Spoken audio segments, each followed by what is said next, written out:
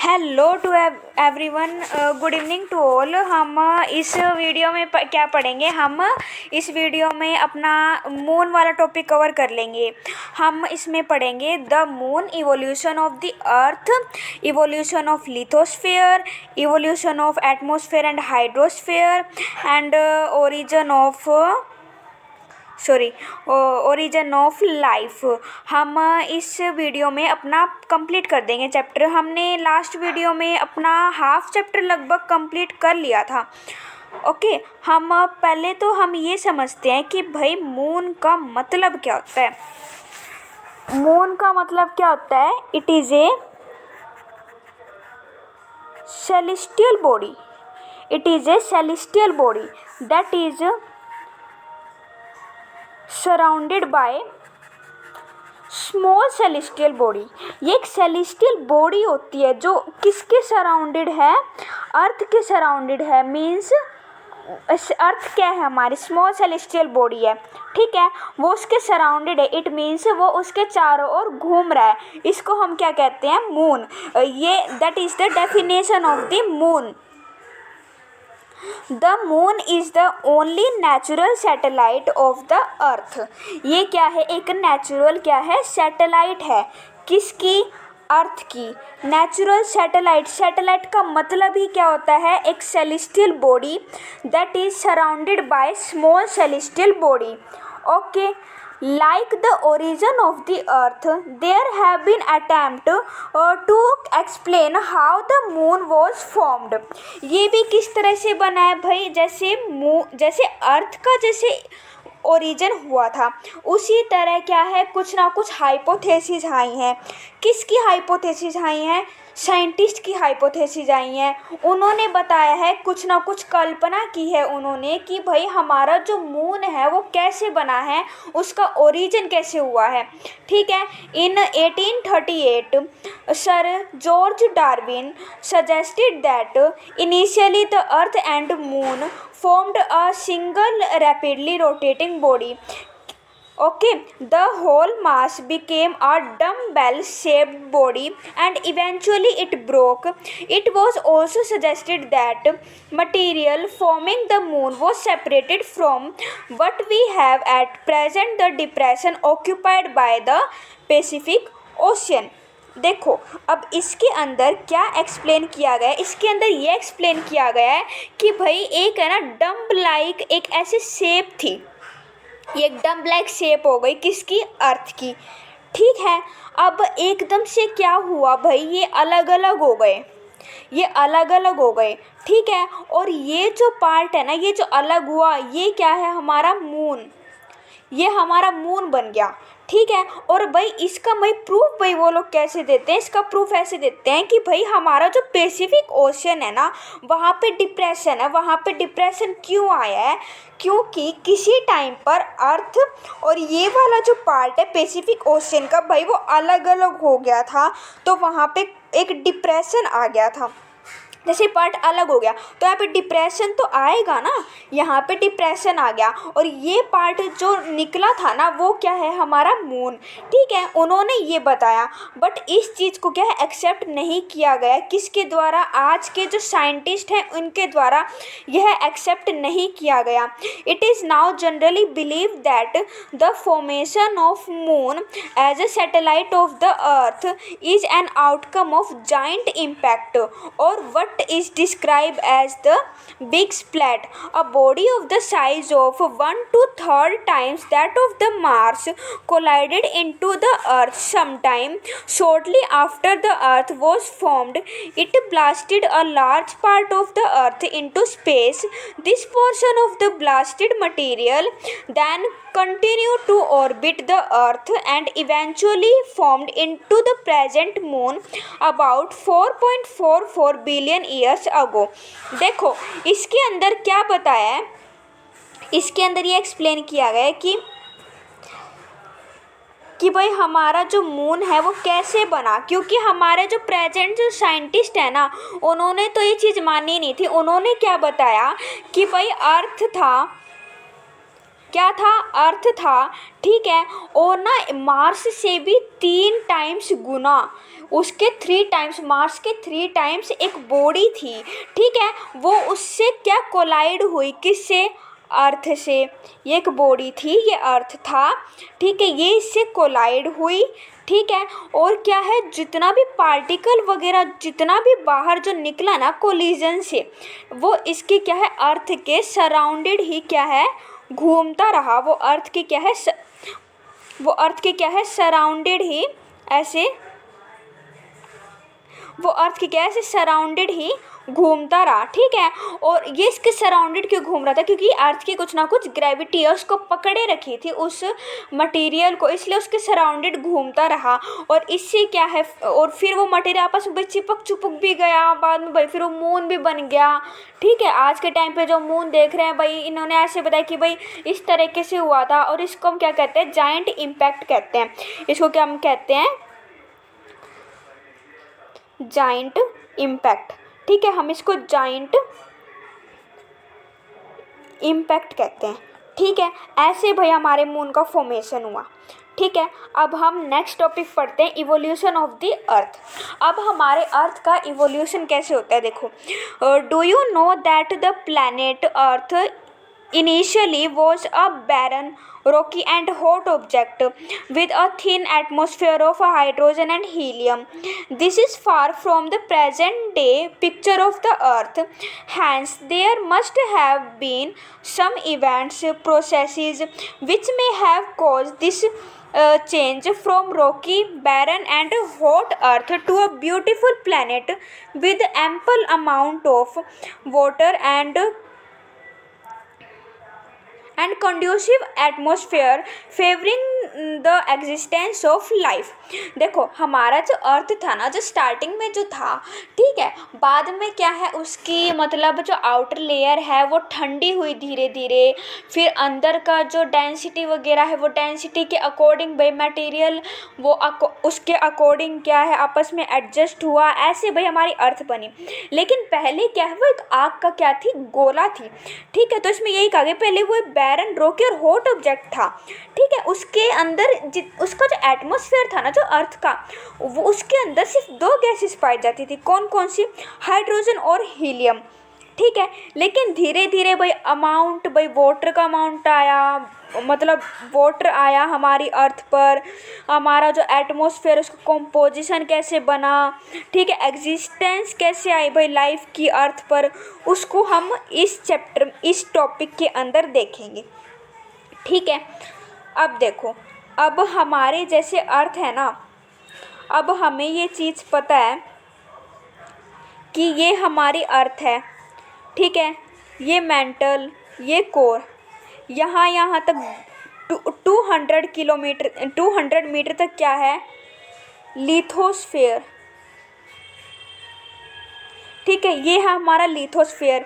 लेकिन हम ये इंटीरियर ऑफ द अर्थ है ना, कि भाई ये कैसे बना है, इसको समझने के लिए हम ये पूरा जो अंदर का जितना पोर्शन है ना, सिर्फ इसको समझने के लिए इस पूरे पोर्शन को हम लिथोस्फेयर अभी मान के चल रहे हैं। बाकी हम अब नेक्स्ट जो चैप्टर आएगा इंटीरियर ऑफ द अर्थ, उसमें चीज़ अच्छे से पढ़ेंगे कि भाई लिथोस्फेयर क्या होता है, क्रस्ट क्या होता है, कोर क्या होता है, मेंटल क्या होता है, ठीक है। लेकिन हम ओनली समझने के लिए पूरे पोर्शन को अंदर के, इसको हम क्या मान के चल रहे हैं, लिथोस्फेयर मान के चल रहे हैं। बाकी लिथोस्फेयर तो होता यही है कि 200 ओनली मीटर तक, ठीक है, 200 मीटर तक की जो लेयर होती है उसको कहते हैं हम लिथोस्फेयर, ठीक है। अब the earth was mostly in a volatile state. Volatile का क्या मतलब होता है, भयंकर रूप से, बहुत ज़्यादा गर्म थी उस टाइम पे हमारी अर्थ, ठीक है। During its primordial stage, primordial का मतलब होता है एंशियंट, पुराना जो स्टेज है, ये कहता है कि भाई हमारा जो अर्थ है बहुत ज़्यादा भयंकर रूप से क्या, बहुत ज़्यादा गर्म था, किस टाइम पे, पुराने टाइम पे, ठीक है, बहुत ज़्यादा मिलियन ईयर्स अगो पहले।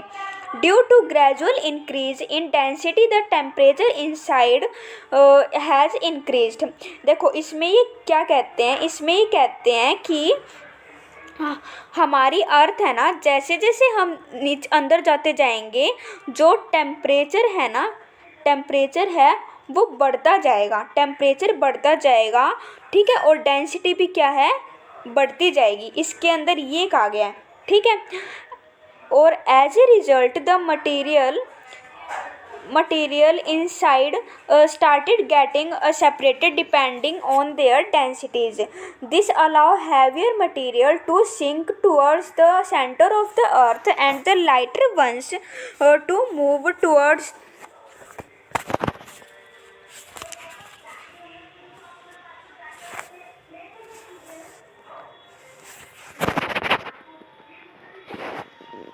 and light sorry इसमें क्या हुआ and lighter ones to move towards the surface. With passage of time, it cooled further and solidified and condensed into a smaller size. This later led to the development of the outer core in the form of crust. देखो इसके अंदर ये क्या कहते हैं, इसके अंदर ये कहते हैं कि देखो ये अर्थ है, ठीक है, इसके अंदर बहुत सारा आपको पता है मटेरियल है, मैग्नीशियम है, ठीक है, आयरन है, फेरस है, एल्यूमिनियम है, ठीक है, और सबकी अलग अलग डेंसिटी है। अब हमने क्या पढ़ा कि भाई अंदर टेम्परेचर भी इंक्रीज होएगा और डेंसिटी भी इंक्रीज होएगी। तो जो ज़्यादा डेंसिटी वाले जो मटेरियल थे वो बीच में चले गए, वो बिल्कुल अंदर की तरफ चल गए और उन्होंने क्या बना दिया, कोर बना दिया। और जो ऊपर जो रह गए ना, वो रह गए हमारे लाइटर, जिसकी डेंसिटी है, जिनकी डेंसिटी कम है, वो ऊपर की तरफ रह गए, ठीक है। अब भाई हमारा जो अर्थ है, आप एक बात बताओ, ऊपर की तरफ तो क्या है, हवाएं वगैरह आ रही है, बाहर की तरफ हवा भी आ रही है, ठीक है। तो फिर बाहर की तरफ हवा आ रही है तो फिर क्या है, ये जल्दी सूखेगा, ये जल्दी ठंडा होएगा। तो ऐसे वो मटेरियल तो ऊपर की तरफ, जैसे जो लाइटर जो डेंस है वो तो ऊपर की तरफ है ही, ठीक है, ये ठंडा भी हो रहा है। तो ऐसे ऐसे फिर हमारी क्या है, क्रस्ट की डेवलपमेंट होती है। मटेरियल भी अपनी डेंस के अकॉर्डिंग क्या है, अपनी अपनी पोजीशन ले लेता है, ठीक है। और क्या है, हमारी जो क्रस्ट है वो भी डेवलप हो जाती है, ठीक है। यहाँ तक क्लियर है। अब है with passage of time it cold further and solidified and condensed into small size, हमने तो पढ़ लिया था। During the formation of the moon due to giant impact the earth was further heated up. It is through the process of differentiation that the earth forming material got separated into different layers starting from the surface to the central parts. We have layers like the crust, mantle, outer core and inner core. From the crust to the core the density of the material increases. देखो अब इसके अंदर ही क्या कहते हैं, इसके अंदर ही कहते हैं कि भाई देखो हमारा जो अर्थ है भाई वो तैयार हो चुका था, ठीक है। डेंसिटी अब अलग अलग जैसे बढ़ चुकी थी, हमारा जो बाहर की जो लेयर है भाई वो भी सूख गई थी, वो भी बन चुकी थी।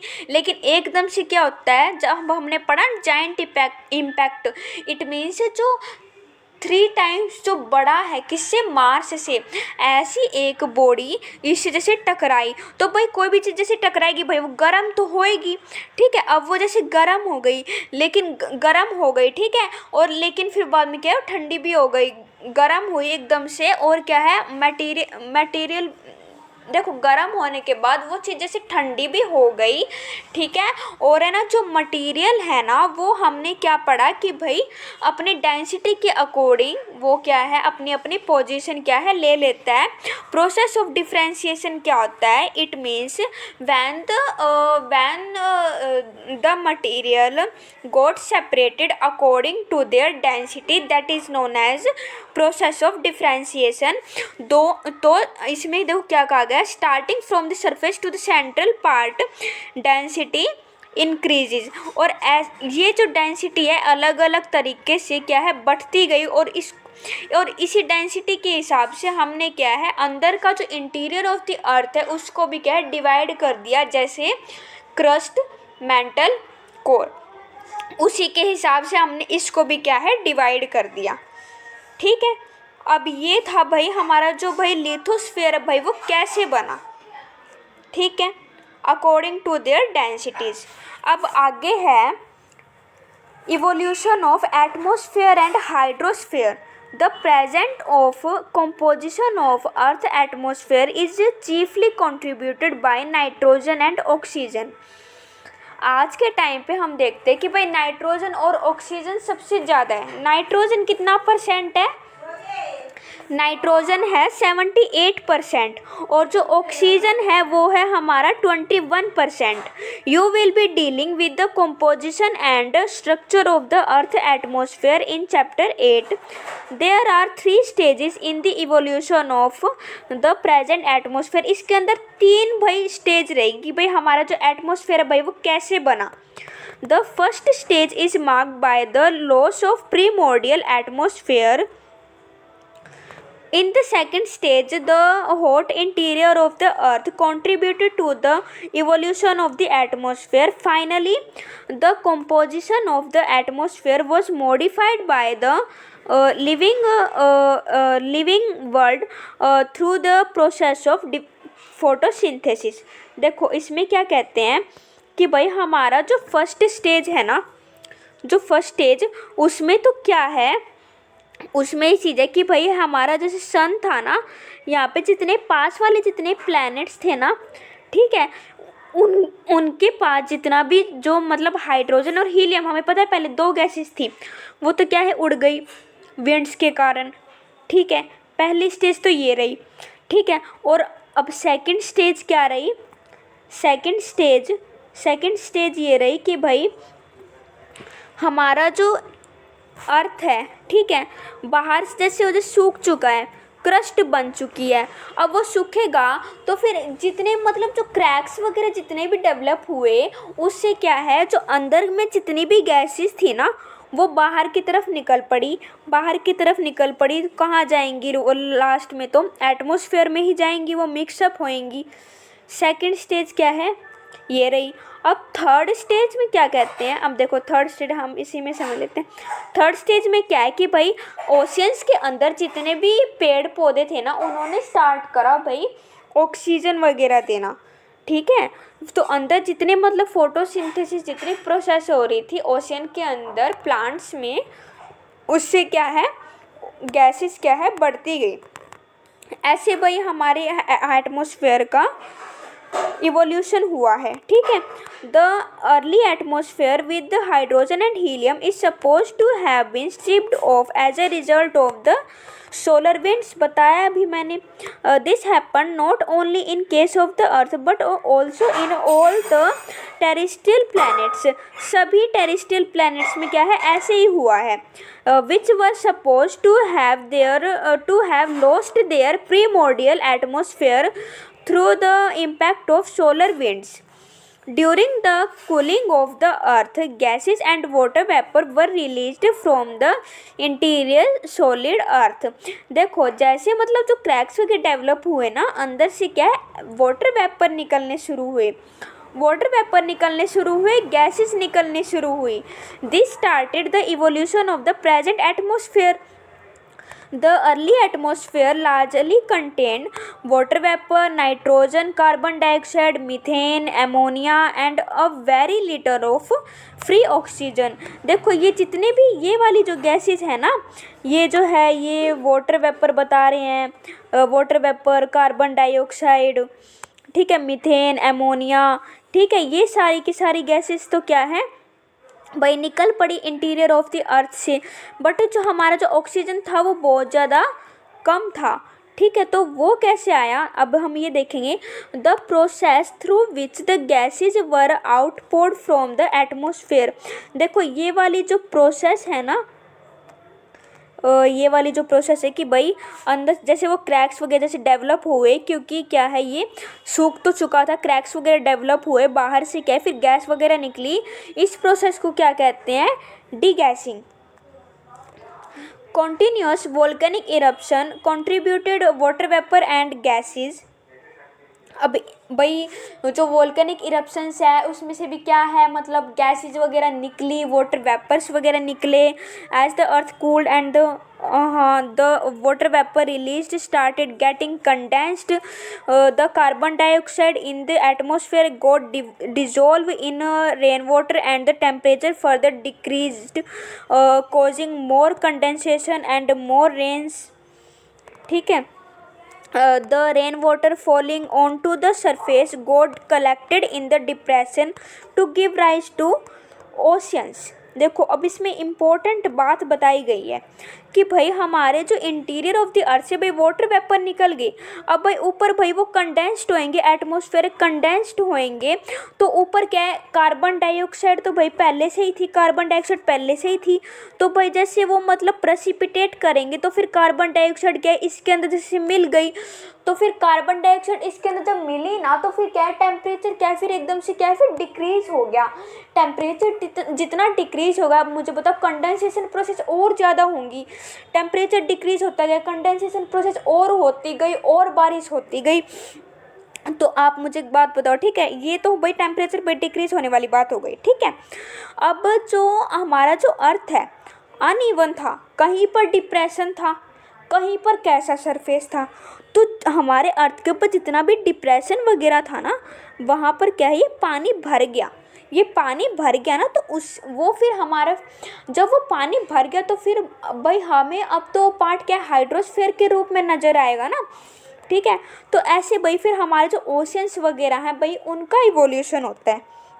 The Earth ocean were formed within 500 million years from the formation of the Earth. This tells us that the oceans are as old as 4000 million years। इसमें तो ये बात बताई गई है कि भाई कितना पहले भाई वो बना था और कितना भाई वो पुराना है। Sometime around 3800 million years ago, life began to evolve। However, around 2500 to 3000 million years before the present, the process of photosynthesis got evolved। ठीक है, फोटोसिंथेसिस की प्रोसेस भाई शुरू हो गई। Life was confined to the ocean for a long time. Oceans began to have the contribution of oxygen through the process of photosynthesis.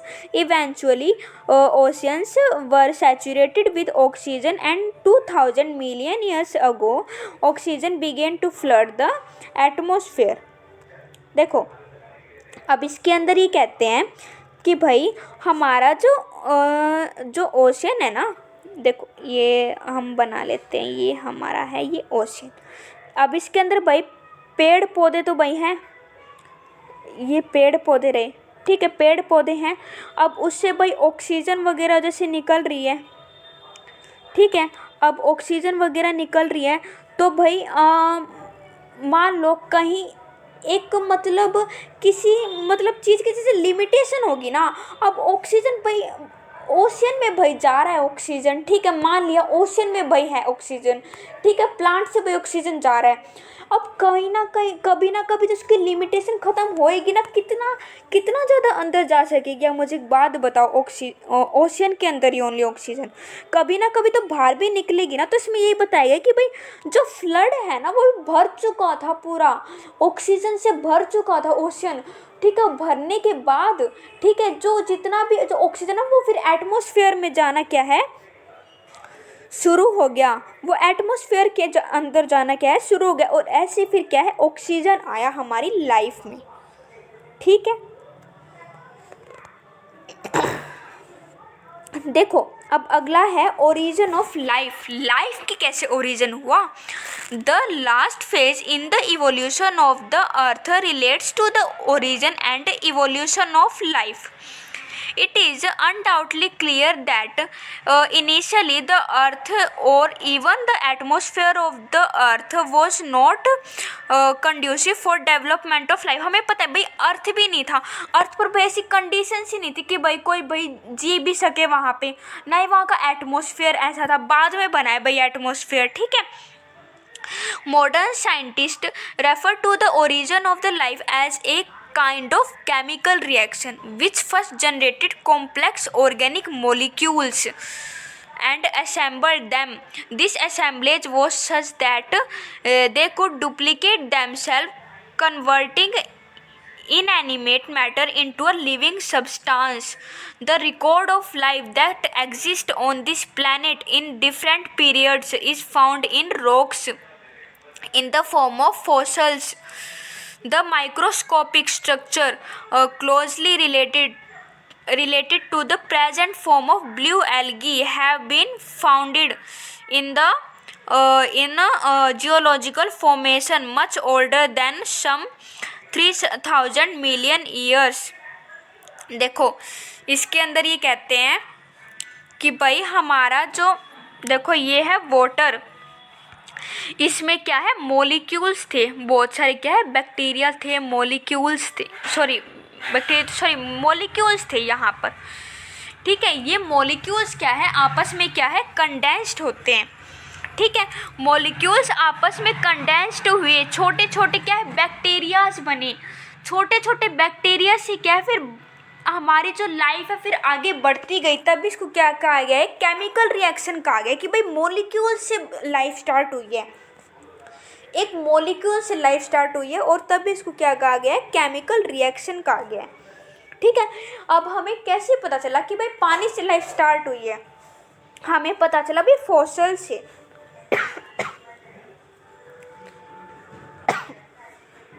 I am sorry, देखो fossil से हमें पता चली है, फॉसिल्स में जितना भी पार्ट जो पाया गया ना उससे ये चीज़ें पता चली कि हाँ भाई लाइफ है ना पानी से स्टार्ट हुई है।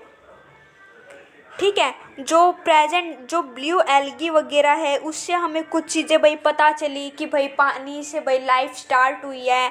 और मतलब जैसे जितने भी रॉक्स वगैरह जितने फॉसिल फ्यूल्स वगैरह उनसे हमें पता चली इन सारी की सारी चीज़ें। और ऐसे ही क्या है हमारी लाइफ क्या है फिर आगे फिर बढ़ती रही। लेकिन जो हमारा जो ओरिजिन ऑफ लाइफ माना जाता है ना वो किसको माना जाता है, वाटर को, पानी से लाइफ स्टार्ट हुई है। ठीक है, अब ये था भाई हमारा चैप्टर, हमने अपना पूरा का पूरा चैप्टर इस वीडियो में क्या है हमने मून वाला और जो इवोल्यूशन ऑफ द अर्थ है, ओरिजिन ऑफ लाइफ है, हमने ये वाले टॉपिक अपने इस चैप्टर में कंप्लीट कर चुके हैं। और जो बाकी के जो टॉपिक्स थे मैं आपको वो पिछले वीडियोस में पढ़ा चुकी हूँ। ठीक है, अगर आपको कोई भी अगर डाउट है तो आप कमेंट करके हमसे वो चीज़ पूछ सकते हो। Okay, thank you very much.